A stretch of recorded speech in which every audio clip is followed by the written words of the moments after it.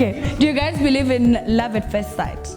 Because I feel like generally it's not easy to love a person. If you make him the one, you're limiting God's grace to navigate.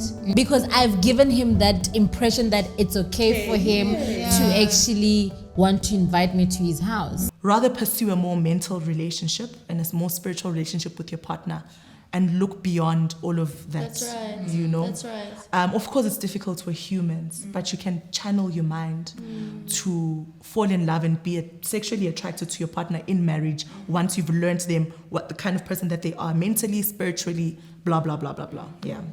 Kudos to you. You know, if I could turn back the time.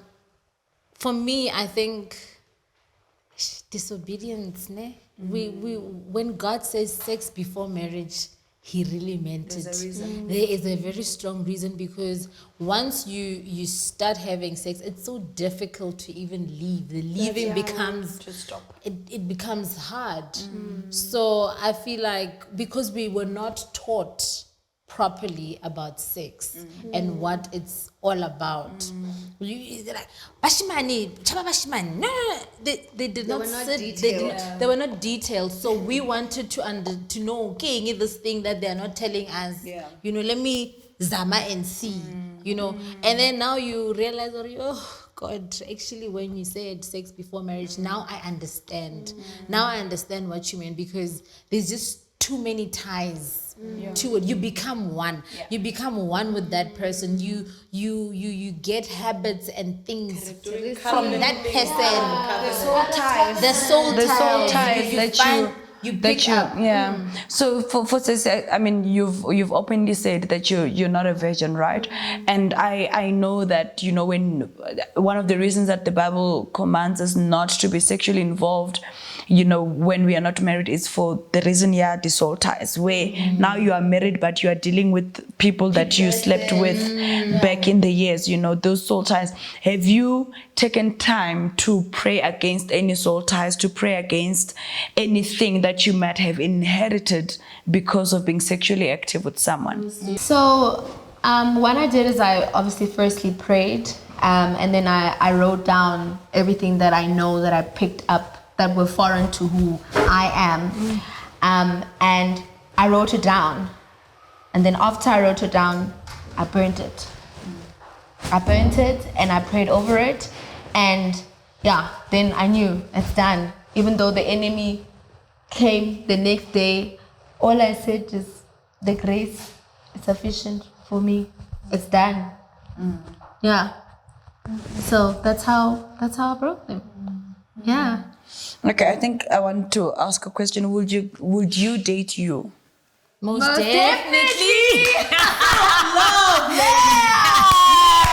Yes. So happy that was confident. Yes. He would definitely date you. Definitely, over and over again, every single day, without a doubt. So one of the things I love, especially when we get together as women in conversations and breakfast, whatever, is I feel like we don't appreciate ourselves enough as women, our beauty, not just outward beauty, but the beauty that comes from within, you know.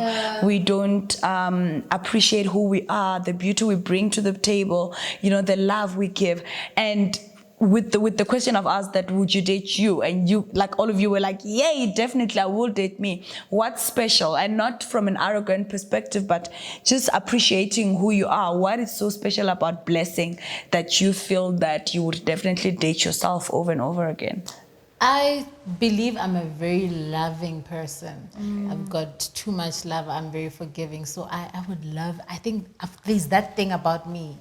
I just love. I just love, and I'm always smiling. You'll hardly find me angry. God has just graced me with a beautiful smile, and trying to be slow in anger. Not letting anger control me, like, okay, I'm angry, but I'm still going to smile. I'm the fixer. We must fix things. So that's what I love about me. Okay, that's beautiful. And you, Percy? I believe, firstly, my heart and the fact that I create, I create a safe space I think I've mastered that. I create a safe space for myself and for those that are around me. So I think it's a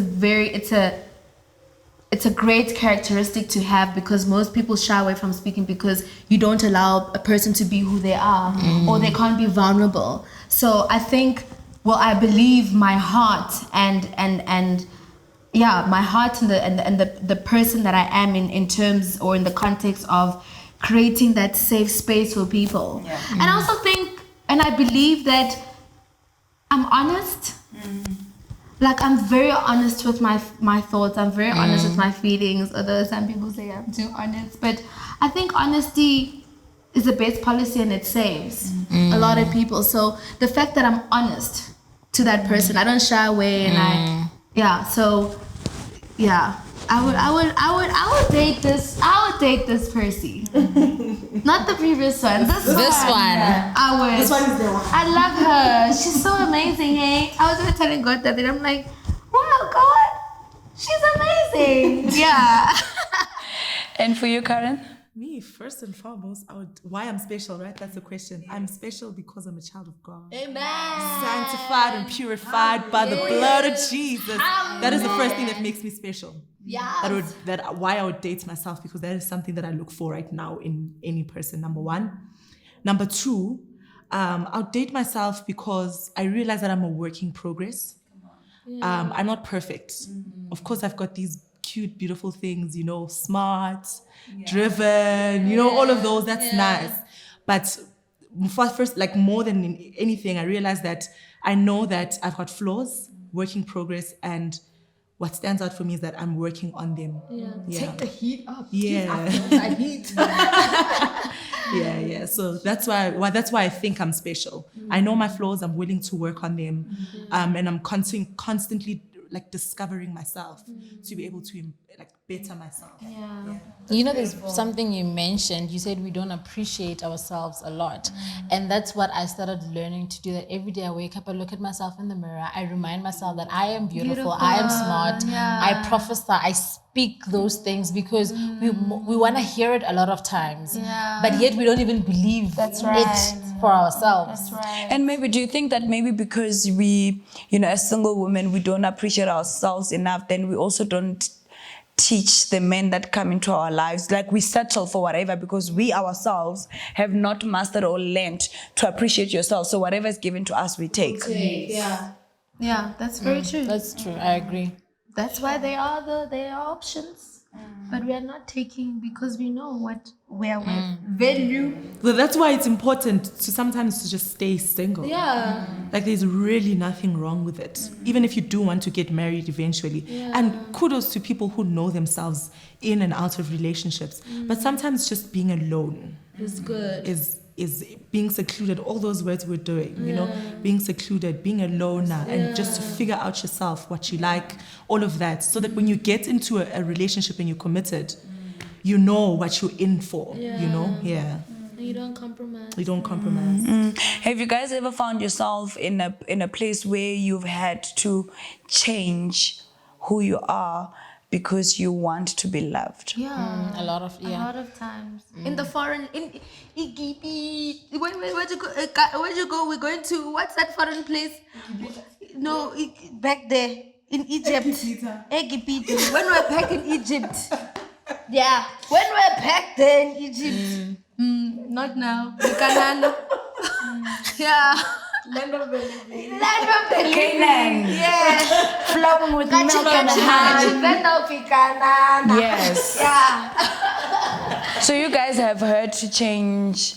Yes. With me, I had to, because I don't know, maybe I have daddy issues because I think there's a gap. My dad is present. I won't say he's not present. He's present, but there's that gap where I did not get love from my father. His way of loving is not how I defined love. Our parents defined love in providing and sheltering. They don't speak it, they don't say it. We are the generation that want to hear it. So I dated older men. Most of the time, I prefer them old. So when you date them old, they expect you to grow up very quickly. They expect, you can't go out with your friends. No, you can't. You have this, so you start changing because I want to please this person. But he is like 10 years older than you, 15 years older than you.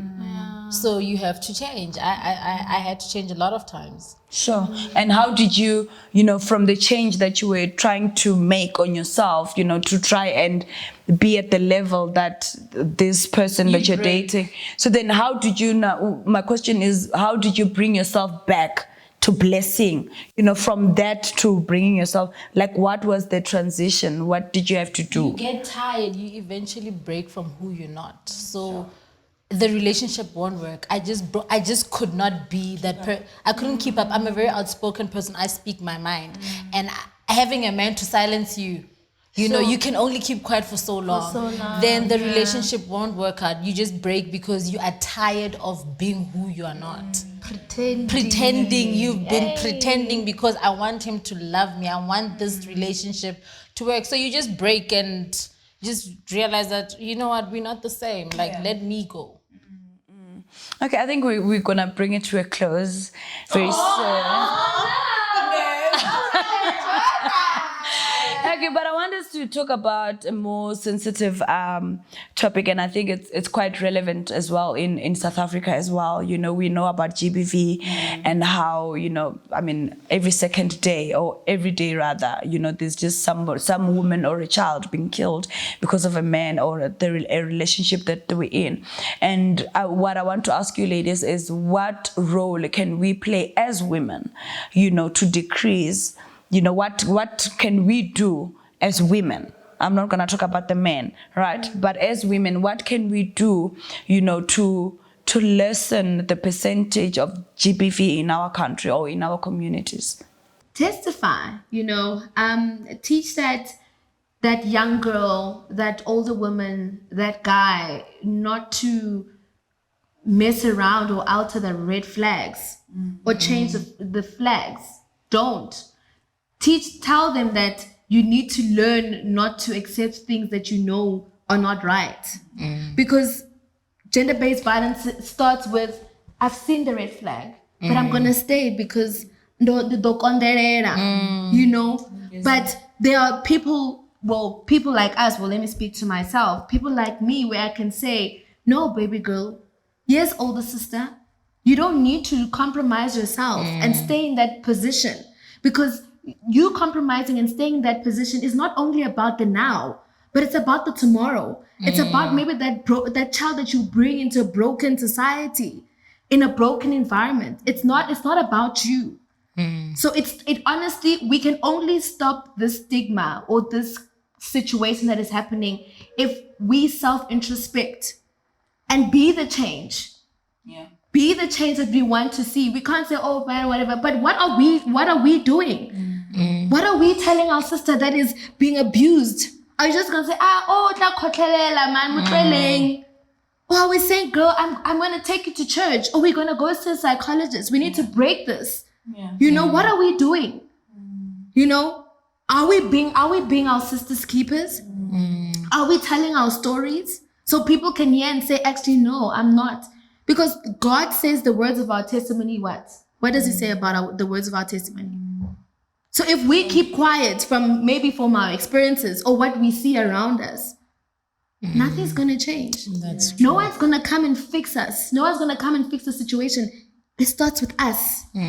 Doesn't start with the guy. It starts with us. We all need to play our roles. Yes. I think change also happens in small little circles. If I start to change you, or not to change you, but to influence you and to advise where I can and share my testimony, that's it. I'm bringing a change. Then you go now, pass it on to the next person. So I feel like some of the people will probably be waiting for a big stage. You're waiting to impact a community. The work needs to start with just the within the little circle that you're in. Make that change. And for you, Karen, what do you think we need to? It's actually quite in line with what you were saying and what you're saying now.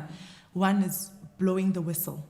I think we harbor people. Sometimes of a person who is possibly could be the initiator of GBV.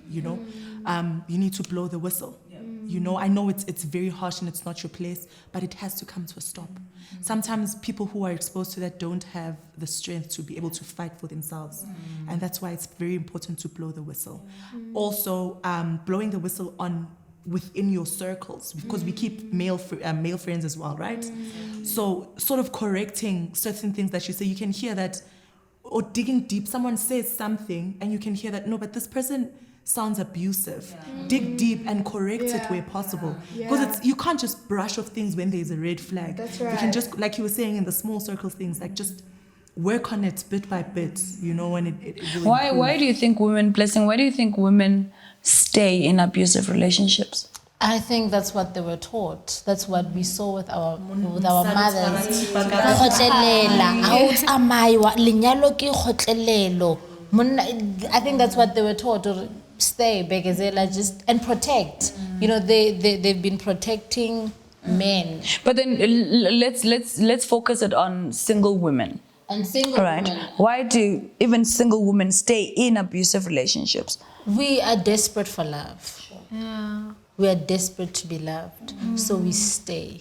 And we think he will change. We just think, oh man, he just said this in this way. Instead of saying, I don't like it when you speak to me in this manner.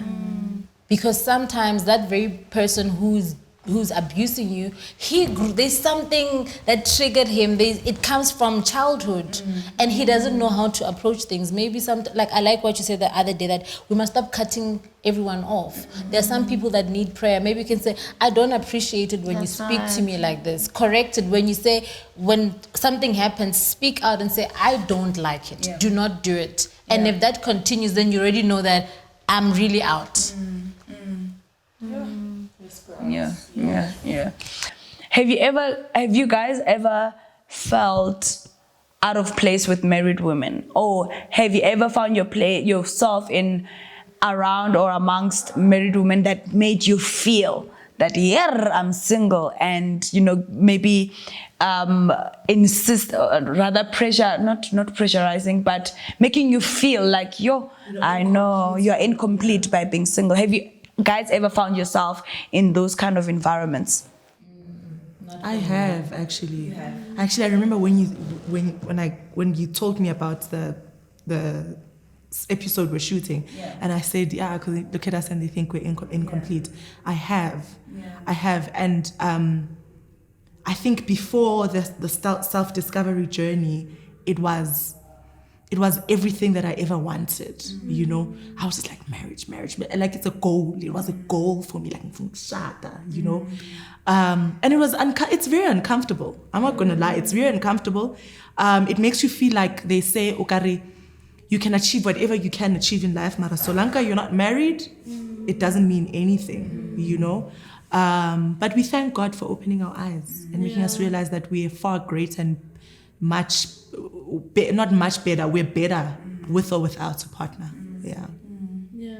Sure. Okay. So you guys have not ever been in that space where you felt friends are married, so but they don't make me feel. They'll be like, "Yo, listen, I wish I was you. Like, you've got so much time. You've got so much." They wish they were single because of the time we have, of the freedom we have. Like, I wish I was single so that I can pursue this, because in marriage it's so hard. But I haven't. No. You know, it's so funny actually that you would say it's so different how we experience things. There was actually a time where this lady I was sitting with at some church that I visited, and this lady, it was a conference, and then this lady, they were talking about singlehood as we're speaking now, and this lady was pro singlehood. That was before I was, and this other lady looked at her and thought, what's wrong with you? Why are you single? Like, hey, we must pray about it. And I looked at her and I was like, what's wrong with being single? What's wrong with that? Just because she's married, I was like, how? I think it's the people, or it's the doctrine, the foreign doctrine, or a doctrine that was instilled, you know, in our culture that keeps us captive, or we think in only one dimension. And a dimension that we've created ourselves, you know. So we treat marriage as a goal. Yeah, we treat marriage as a goal, and for in my case, I actually protect my surrounding, and I I have like-minded people in my surrounding, but it's only, let's say, family, external families or external factors that have the foreign doctrine and they want to apply it in my life. But obviously, because I'm conscious of not just settling because I'm a settle, I just say, no, not for me, mama. I know what I prayed for. Yeah. Sure. Okay. All right, guys. I think we are gonna bring it to a close. We're gonna bring it to a close, but maybe before we do that, I just wanna get parting words from you guys. What is the beauty really? I mean, you guys look beautiful. You guys are you look amazing.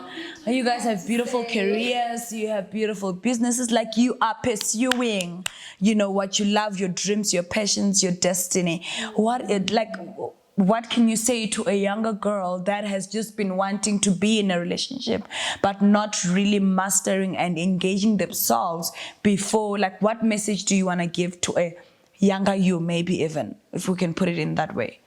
I think for the younger me, have a relationship with God first. That will teach you how to behave That's right. in the next relationship and loving and the next person. If you can just master your relationship with God, perfect. For me, I'd say learn that relationship with God from a young age. Just pursue God. But back then it doesn't look cool to be a Christian, and whatever. Just focus, trust God. The word of God, it's too much. Like, believe God, believe Him for what He says. Just have a relationship with Him. Build that relationship with Him first before you pursue and want to love other people. Your parting words, Karen. Sure. My parting words, Blessing's words are very strong. That firstly, I'm going to emphasize is just having a relationship with God, because you can't expect to have a good relationship outside if you can't have a good one with God. It's very internal, that one. It's very personal that you need to fix. Two, don't compromise. Don't compromise whatever you believe in, whatever you stand for. Don't compromise your feelings, yourself, or anything less because society pressures you and because of the poor standards that you've set for yourself based on everything that's happening around you. Number three, as a single sister, love yourself and love your journey. There's nothing wrong.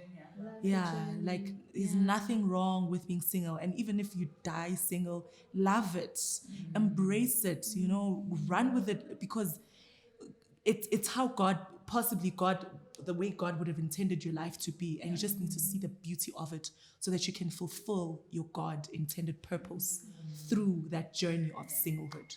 Yeah. Sure, that's beautiful. Thank you. And for you, Percy? Who's your creator? What are you anchoring your thoughts and traits on?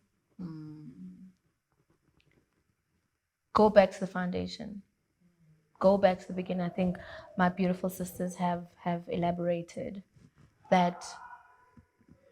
Go back to the original. You see us, we're sitting here. We didn't speak a word for you to be established. God spoke and you came to life. We need to unlearn a lot.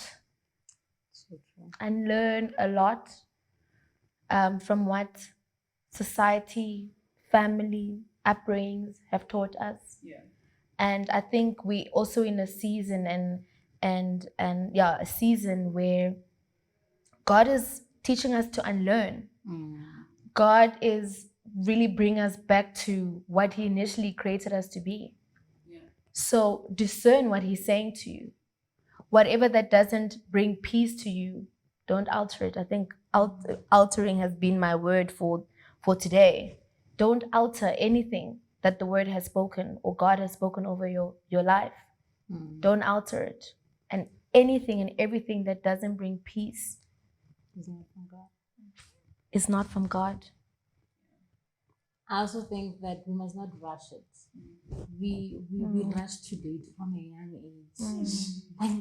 we have been rushing. When I'm 15, Ajola. I'm learning. Think about it. Yeah.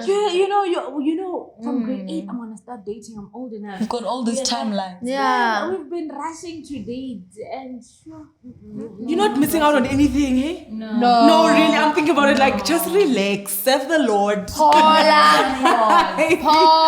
It's really you're not missing out on anything. Look who's talking, a married woman, Paula.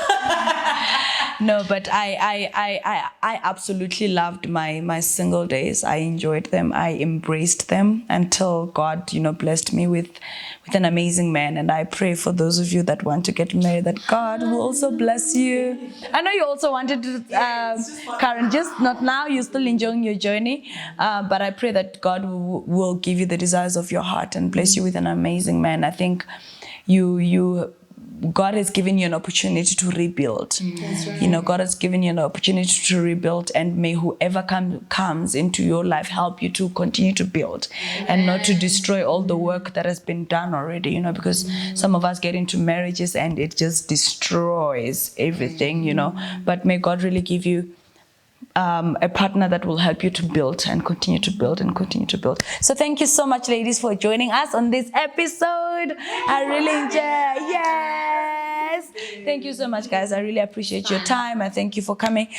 So thank you so much, guys, for joining us in this series of love. We are not only celebrating marriage, but we are celebrating the beauty of singlehood. And as you've heard from all these beautiful ladies, being single is a gift. Don't ever look at it as a curse. Don't ever look at it as a delay. Don't ever look at it as, oh my God, I'm single. Oh my God, I don't know what to do with my time. You've got so much to do with your time. God has given you this opportunity to build and to establish yourself and to pursue destiny. Like they've all said, the fundamentals and what you are going to need for the future and for the now is to build your relationship with Christ. So spend that time building your relationship with Christ. So thank you so much for joining us. What do you have to do? Like, Subscribe. Comment and turn on the post notifications so that you will be notified when Yana Conversations uploads a video.